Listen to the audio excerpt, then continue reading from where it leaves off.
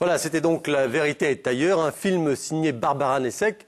Avec nous sur ce plateau, notre deuxième invité, Pierre-André Taguieff, philosophe, historien, politologue. Il est aussi directeur de recherche au CNRS. C'est un grand spécialiste des protocoles des sages de Sion. Ma première question, après ce film, Pierre-André Taguieff, vous êtes un grand spécialiste de cette question. Vous avez appris des choses ?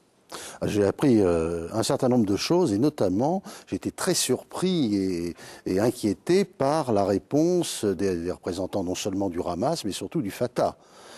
Par ailleurs, ce que montre bien le film, c'est le fait que l'Église orthodoxe russe s'est lancée quasiment à corps perdu dans la rediffusion des protocoles.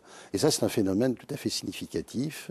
Avec la parenthèse du communisme, c'est comme si la boucle était bouclée, on revenait à la case départ de ce Oui, dans une certaine mesure, c'est un retour d'avant 1917, mais dans un contexte où, je dirais, l'antisionisme radical a pris la place de l'anti-judéo-maçonnisme. D'accord. Alors, premier film qu'on a vu, Mein Kampf, un film où, allez donc, tout était vrai et que personne n'a cru. Et là, on vient de voir ce deuxième film où tout est faux et que tout le monde veut croire. Alors, ça, quand même, ça raconte des choses assez inquiétantes sur notre époque, vous ne trouvez pas ? Oui, parce que les protocoles ont été en tout cas perçus comme tels, les protocoles répondaient à la question du sens de l'histoire. Par qui l'histoire est faite, quelle est la clé de l'histoire. Les protocoles donnaient précisément une clé de l'histoire, et je crois que c'est la force des textes conspirationnistes que de répondre à un certain nombre de questions que tout le monde se pose. Pourquoi ces événements plutôt que d'autres? Les protocoles répondent, tout arrive nécessairement, rien n'arrive par hasard, rien n'arrive par accident. Alors en même temps, on a vu, là c'est un livre. Bon, maintenant ce livre est plus ou moins interdit dans un certain nombre de pays, en particulier en Europe. Il est autorisé évidemment dans les pays que nous avons traversés dans ce film. Mais c'est comme si les choses s'étaient déplacées maintenant vers le documentaire ou le cinéma. Pour exemple, ce qu'on a dit à propos du 11 septembre 2001. Alors avant c'était les Juifs, au moment du 11 septembre c'est les Américains. Et puis ça redevient les Juifs, puisque finalement, il n'y a aucun avion qui s'est écrasé sur le Pentagone. Finalement, c'est le Mossad qui est derrière tout ça. On retrouve l'histoire des protocoles aujourd'hui sur des documentaires. Et on sait que sur la toile, il y a des documentaires qui sont regardés par 10 millions de personnes, qui racontent toujours les mêmes balivernes. C'est très, très inquiétant quand même sur notre époque. Oui, les protocoles fonctionnent comme une sorte de machine, de modèle, si vous voulez, ou de paradigme de toutes les théories du complot qui circulent sur le net, dans certaines séries télévisées. Il ne faut pas l'oublier. Hein. Après tout, la vérité est ailleurs. C'est X-Files. C'est comme si ça devenait la façon d'appréhender le monde. Le Da Vinci Code aussi a joué. Enfin, la littérature de ce genre joue sur le complot. Un certain nombre de films, y compris les films ufologiques, si vous voulez, où les Martiens envahissent la Terre en rapport avec la CIA ou avec le gouvernement américain.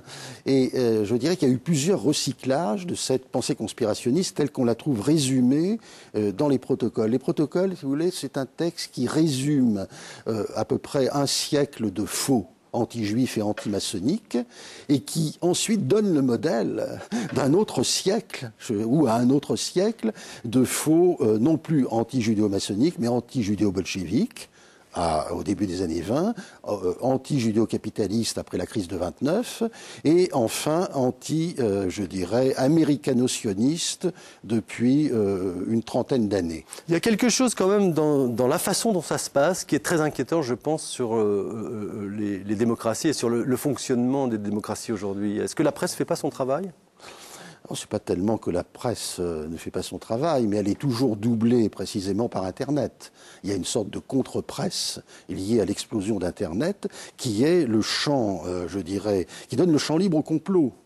Internet est vraiment adapté à la rumeur, y compris aux rumeurs négatrices et à la pensée conspirationniste. Oui, mais Internet, vous avez raison de le dire, ça amplifie et même ça naît de là. Mais par exemple, le livre de Thierry Messant, L'effroyable imposture, c'est un livre. C'est un livre fabriqué avec Internet. Oui, fabriqué avec Internet, mais un livre qui devient le best-seller du livre politique de l'année, vendu à 300 000 exemplaires, qui se répand partout dans le monde arabo-musulman. C'est quand même une histoire absolument effrayante. Alors, quand même. Il y a une quête, vous voulez, dans les sociétés démocratiques prosaïques, désenchantées, il y a une quête de sacré qui trouve au fond ses nourritures dans cette espèce de réenchantement fantastique et négatif du monde. On trouve des démons partout, le démon américain, le démon sioniste, le démon maçonnique, etc. Et on retrouve en quelque sorte l'équivalent d'un ordre du monde. On retrouve donc du sens. On peut expliquer, je dirais, le cours de l'histoire qui paraît chaotique par, au fond, l'influence du mauvais principe. Alors Pierre-André Taguieff, il y a une autre question que je voudrais vous poser. Elle concerne le président Ahmadinejad, le président iranien. On a vu qu'avec Mein Kampf, Hitler avait tout prévu. Il nous l'avait annoncé, personne ne l'a cru. Est-ce qu'à votre avis, on est dans le même ordre d'idée quand Ahmadinejad menace Israël d'être rayé de la carte? Est-ce que pour vous, c'est du même ordre? Et est-ce qu'il faut le croire quand il nous dit ça? Le contexte est évidemment différent, mais je dirais qu'il faut le croire, d'autant qu'Ahmadinejad n'est que le porte-parole, au fond, de l'islamisme radical version khoméniste. Il ne faut pas oublier que l'ayatollah Khomeini a lancé la formule « il faut rayer Israël de la carte » et que c'est une citation de l'ayatollah fondateur, qu'Ahmadinejad ne cesse de répéter. Donc on a toutes les raisons de le croire et de s'en inquiéter. Merci. Voilà, cette émission est maintenant terminée. Merci de nous avoir été fidèles. Vous trouverez des compléments d'informations sur notre site internet et notamment les ouvrages de nos invités dont vous pourrez consulter la liste sur le site d'Arte.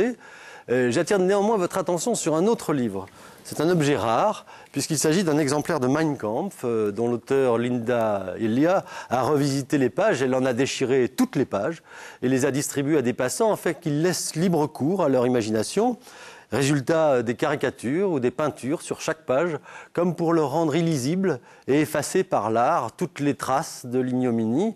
Je vous invite à vous le procurer. La préface est signée Simone Veil. C'est aux éditions du Seuil. Voilà, bonne fin de soirée sur Arte. À très vite. Bonsoir.